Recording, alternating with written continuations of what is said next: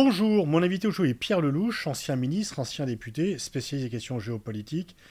Tu viens de publier Engrenage, ce livre sur la guerre en Ukraine et le basculement du monde. Alors il y a eu un autre basculement du monde, ou est-ce que c'est un basculement? Le retour de Trump au pouvoir.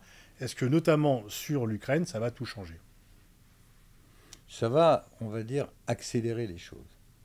Car l'évolution des choses nous amenait progressivement, au bout de 3 années de guerre quand même, et d'1 million de victimes. 1 million. En gros, 300, 350 000 morts des deux côtés, plus 700 000 blessés. Je veux dire. C'est énorme.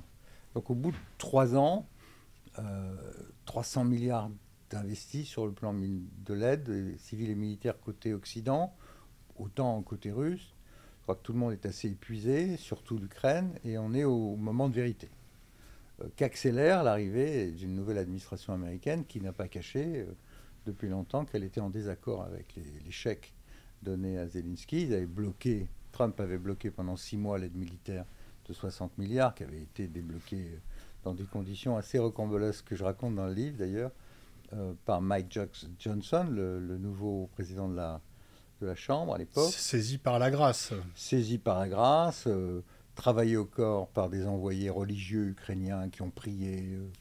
Enfin, tout ça est assez drôle, mais Si ce n'était pas dramatique. si c'était pas dramatique. Donc du coup, il a convaincu la partie non trumpiste qui restait des députés républicains de voter avec les démocrates, il y a une majorité démocrate, pour finalement signer ce chèque de 60 milliards que Trump a ensuite reproché à Zelensky en disant que c'est le plus grand vendeur au monde puisqu'à chaque fois qu'il vient ici, il repart avec un chèque de 60 milliards. Donc lui, il voulait plus donner de chèque.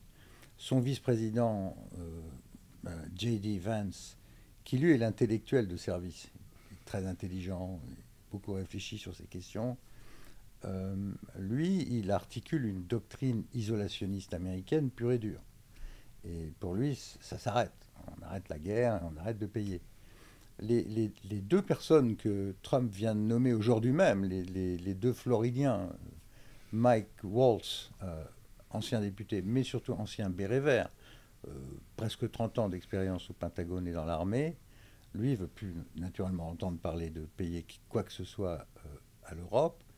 Et le secrétaire d'État désigné, fils de Cubain, Marco Rubio, qui était jadis un adversaire de Trump, aujourd'hui rallié, lui, il est férocement anti-financement de la guerre en Ukraine. Donc vous avez un bloc autour de Trump qui est absolument décidé à arrêter les guerres, comme il l'a dit lui-même. Dans son discours de victoire à West Palm Beach, il a dit I will stop wars, j'arrête les guerres. C'est un anti-guerre en fait. Il est assez militariste en termes de poids de la puissance américaine. Il aime pas trop les militaires en fait. Il n'aime pas les guerres. C'est un businessman. Donc ce qu'il veut, lui, c'est une situation où on peut intimider un adversaire, mais à la fin, on négocie. Donc la guerre européenne doit s'arrêter, et les conséquences de la guerre, c'est aux Européens de s'en occuper. Ils sont assez riches pour ça. Mais alors, est-ce que le risque, vont dire certains, c'est pas que Poutine continue de grignoter et que l'arrêt de l'aide américaine va aussi signifier une diminution de l'aide européenne? Et est-ce qu'on peut négocier avec Poutine? Ah ben, à un moment, il va falloir. Mais est-ce qu'il le veut? Toute guerre a une fin. Hmm. Lui, il avait au départ comme objectif, comme on le sait, la prise de l'Ukraine façon Tchécoslovaquie 68, c'est-à-dire un coup de force, on renverse le gouvernement et on garde l'Ukraine dans la zone d'influence, faute d'avoir obtenu la neutralité par écrit, ce qu'il avait demandé à maintes reprises depuis son arrivée au pouvoir, depuis 1999. Il a une obsession, c'est de garder l'Ukraine en gros dans la zone d'influence russe. Ça ne voulait pas dire l'occuper, ça voulait dire obtenir la garantie écrite des Américains qu'il n'y aurait pas d'entrée de l'Ukraine dans l'OTAN, pas de missiles et d'armes américaines en Ukraine, c'est ça qu'ils voulaient. Et entre nous, c'est assez compréhensible. Si demain la Chine ouvre des balles militaires au Mexique, je ne suis pas sûr que les Américains voient ça du meilleur œil. Voilà. Tout en respectant l'intégrité territoriale du Mexique. Donc, faute d'avoir obtenu ça, il a fait cette opération militaire qui a raté. La grande surprise stratégique de la guerre, il y en a deux. C'est un, la résistance les Ukrainiens, qui ont stoppé l'armée russe. La deuxième surprise stratégique, c'est l'arrivée des Coréens, qui est quand même un moment historique extraordinaire, puisque nous, les Européens, on a l'habitude d'aller faire la guerre là-bas, au Vietnam, en Corée, en Indochine. C'est la première fois que je vois des Coréens faire la guerre en Europe. C'est en soi, c'est ce que j'appelle, moi, dans le livre, le basculement du monde. Bon. Donc, après cette évolution incroyable qui a été la résistance ukrainienne, non prévue par les Américains comme par les Russes, il y a eu une période de flottement où les deux parties ont d'ailleurs négocié.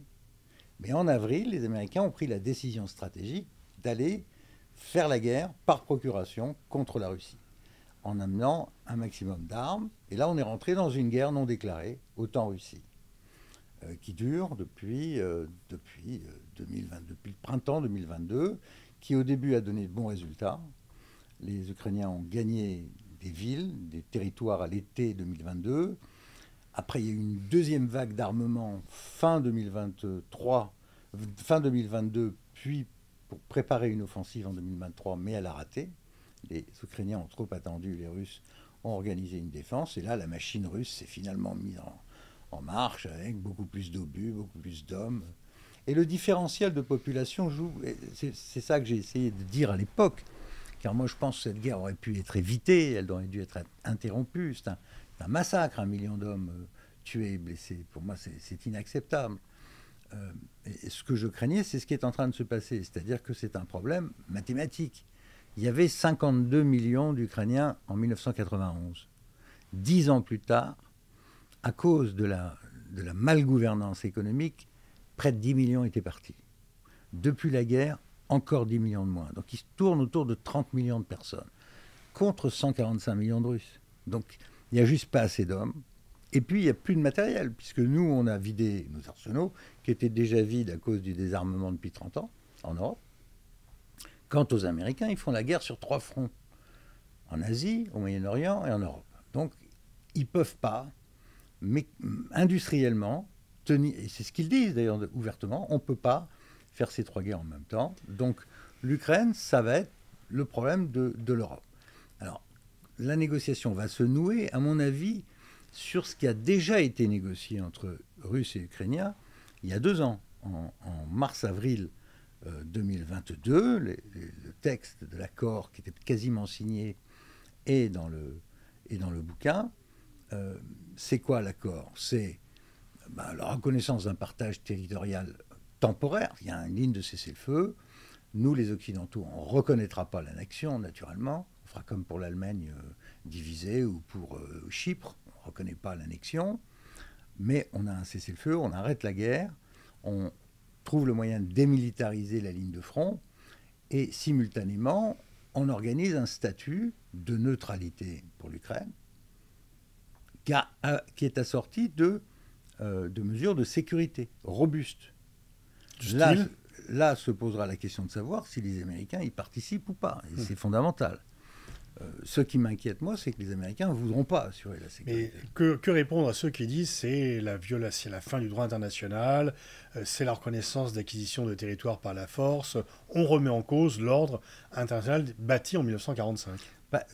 Moi, je vais dire une chose. 1, sur le plan du droit, il est hors de question de reconnaître l'annexion de quoi que ce soit. 2, il est question de donner une chance à l'Ukraine de vivre. On ne peut pas continuer au nom de grands principes, de laisser tuer des civils et de dévaster le pays, détruire ses infrastructures, jusqu'à quand? Il faut maintenant passer à une phase de reconstruction de ce pays. Quand j'étais en charge des affaires européennes ou de l'Assemblée de l'OTAN et que j'allais en Ukraine il y a 20 ans, je disais aux Ukrainiens, qui parlaient peu de l'OTAN d'ailleurs à l'époque, la plupart des Ukrainiens ne voulaient pas aller dans l'OTAN, je leur disais, réglez vos problèmes de gestion du pays, de corruption, d'état de droit. Construisez une économie qui vous permette d'adhérer à l'Europe. Après, c'était ça le problème. C'est toujours ça le problème. Et donc maintenir la destruction de ce pays, ce n'est pas une bonne idée. C'est garder une espèce d'infection au centre de l'Europe qui va mobiliser, qui va avoir des conséquences délétères sur l'Union européenne. On ne peut pas, nous, vivre en permanence à côté d'un conflit ouvert. Il y a des principes, puis il y a la réalité. La réalité, c'est qu'il faut essayer de sauver l'Ukraine. éviter qu'elle perde trop et stopper Poutine avant que la déliquescence de l'armée ukrainienne soit tellement visible qu'il en profite pour prendre à nouveau des territoires. Mais est-ce qu'il pourrait accepter, lui, la fin des combats si on lui dit tu gardes... Si Trump le presse, oui. Je pense que c'est là que Trump a un rôle majeur à jouer, c'est de dire à Poutine, attention, il faut stopper parce que sinon il y aura une riposte. Et la riposte, il est capable de la prendre, à la différence de Biden, c'est-à-dire d'envisager d'envoyer des armes à longue portée qui peuvent faire très mal au territoire russe, prendre le risque d'un affrontement direct pour convaincre Poutine d'arrêter les frais. Il a déjà suffisamment gagné de territoire. Ce qu'il veut de Poutine, c'est la totalité des 4 oblasts du Donbass, en plus de la Crimée. Bon, ça, c'est inacceptable pour les Ukrainiens aujourd'hui. En même temps, ça correspond à un partage territorial ancien en Ukraine qu'on voyait dans les cartes électorales. Il y avait clairement 2 populations différentes. Ces populations, aujourd'hui, elles ont été unies dans la souffrance et dans les bombardements. C'est Poutine lui-même qui a créé la nation ukrainienne. C'est un des paradoxes de tout ça, de la même façon que il voulait stopper l'élargissement de l'OTAN. Il a aujourd'hui la Suède et la Finlande et la Baltique complètement lac otanien. Donc c'est pas génial sur le plan stratégique. Et la Russie aussi est perdante dans cette affaire. Oui. Dans cette affaire, la Russie perd, l'Europe perd, la Chine gagne. Et les Américains vont essayer de gagner aussi. Mais c'est une très mauvaise affaire pour l'Europe, une très mauvaise affaire bien sûr pour l'Ukraine, mais pour la Russie aussi. Passons au deuxième sujet, le Proche-Orient. Quels peuvent être les plans de Trump pour, là aussi, apporter, selon ses dires, la paix au Proche-Orient? Alors là, c'est plus complexe pour plusieurs raisons. D'abord, Biden ne contrôlait pas du tout Netanyahou, qui a fait exactement ce qu'il a voulu. Maintenant, si je comprends bien, autour de Trump, il y a quand même des gens qui sont très Netanyahou. Marc Rubio est à fond avec Netanyahou.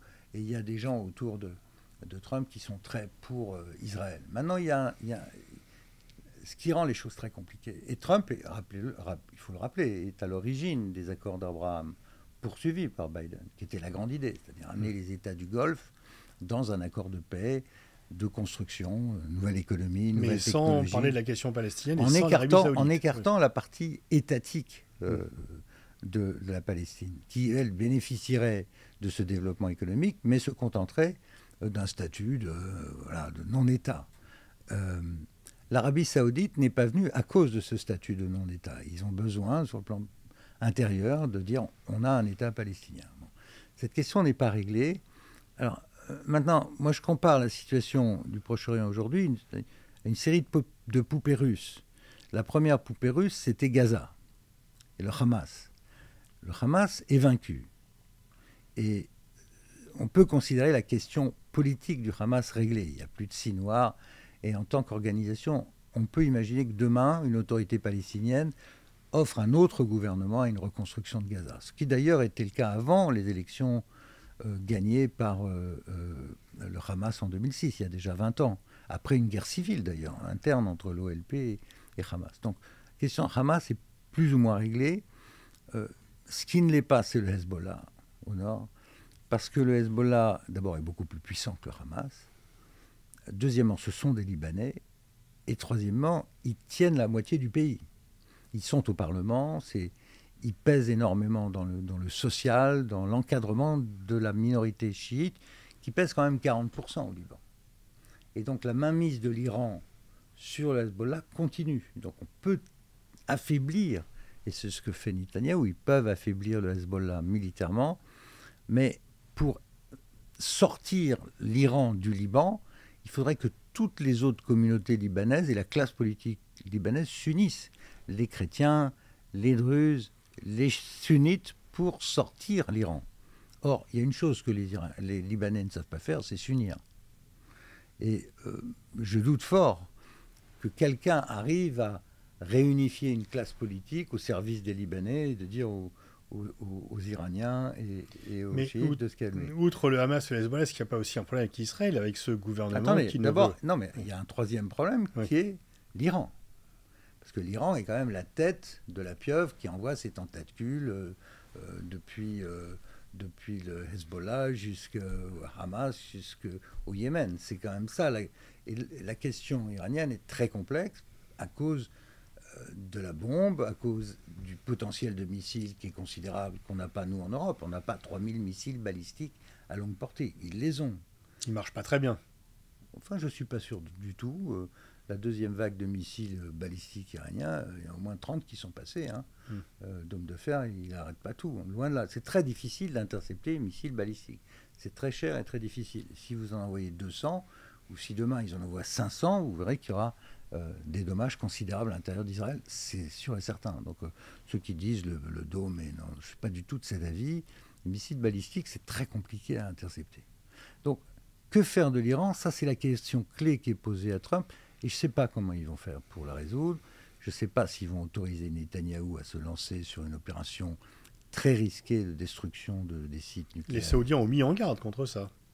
Oui, mais en même temps, les pays du Golfe sont tous très ambigus parce qu'ils savent très bien, et ils me l'ont dit, comme ils ont dû vous le dire aussi, que si jamais l'Iran obtient la bombe atomique, les autres devront le faire aussi. Ça vaut pour les Saoudiens, ça vaut pour les Turcs, ça vaut pour les Émiriens.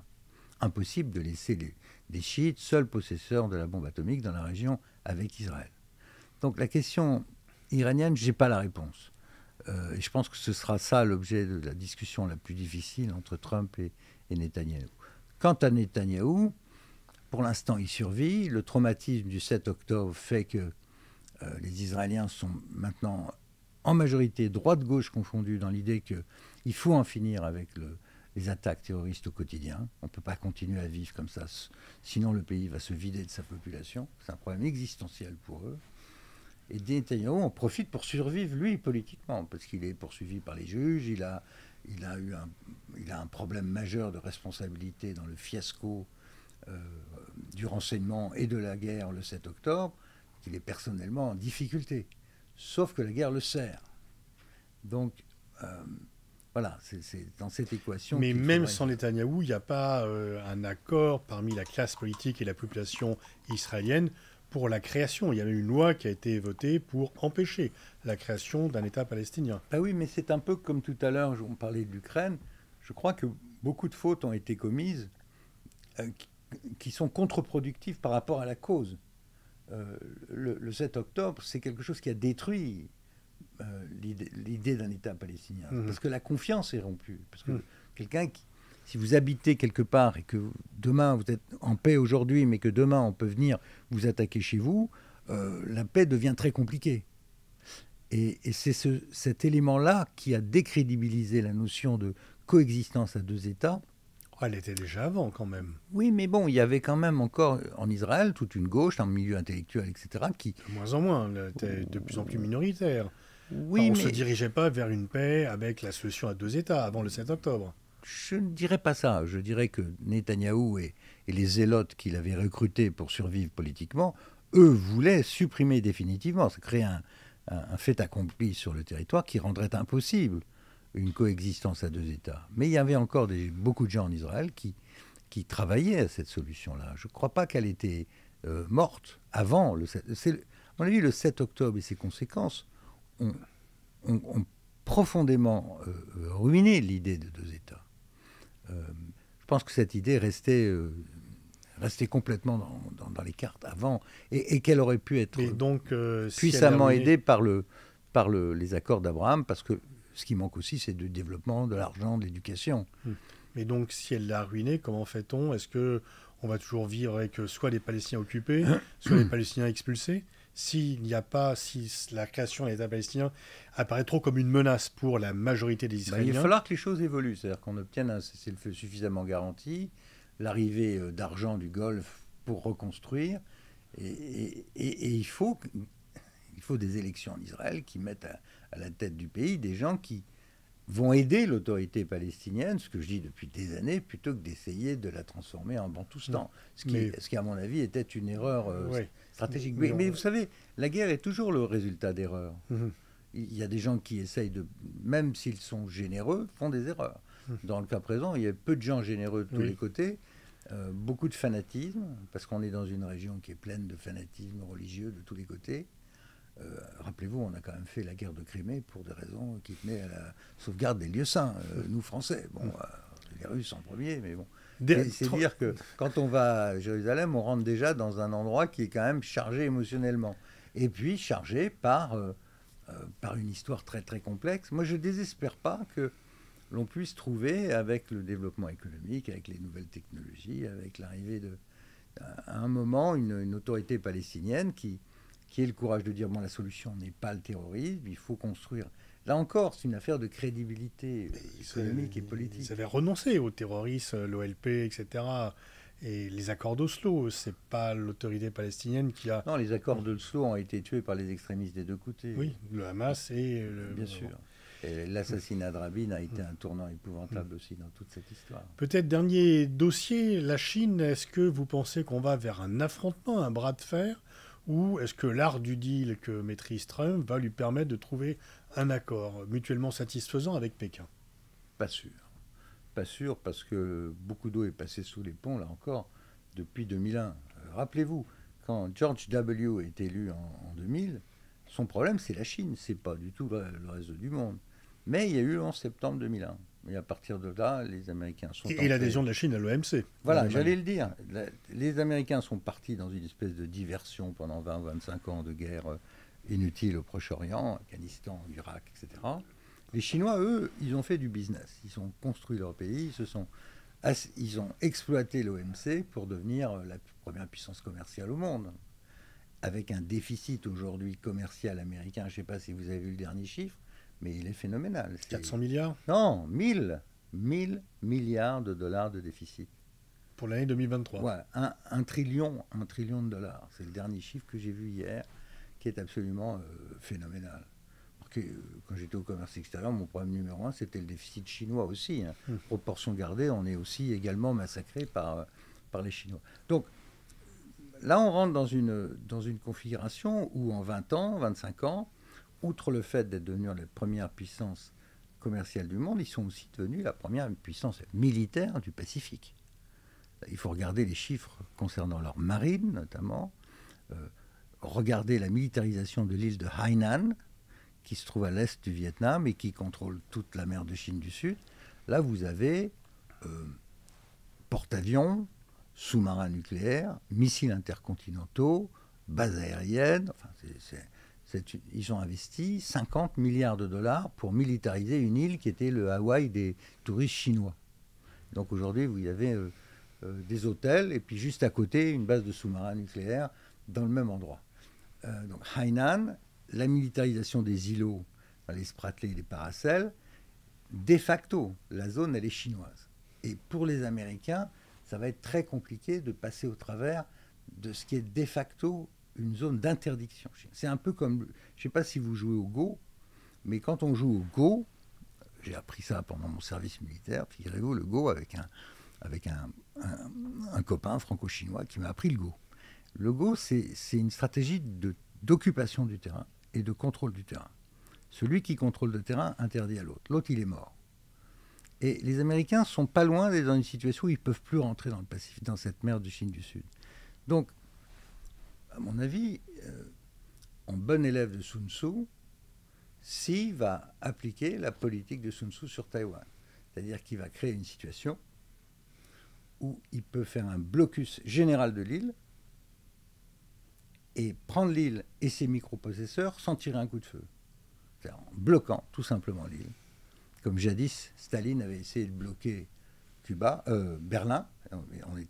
Nous, avec les Américains, on avait cassé le blocus à Berlin, puis ça donnait le mur. Mais si la Chine s'empare par la force, même passive, de Taïwan, il y aura des sanctions. Est-ce que ce n'est pas la fin de la croissance économique chinoise? Alors sur les sanctions, il faut réfléchir. Hein. J'invite les gens à regarder mon bouquin parce que c'est très intéressant ce qui s'est passé sur les sanctions russes.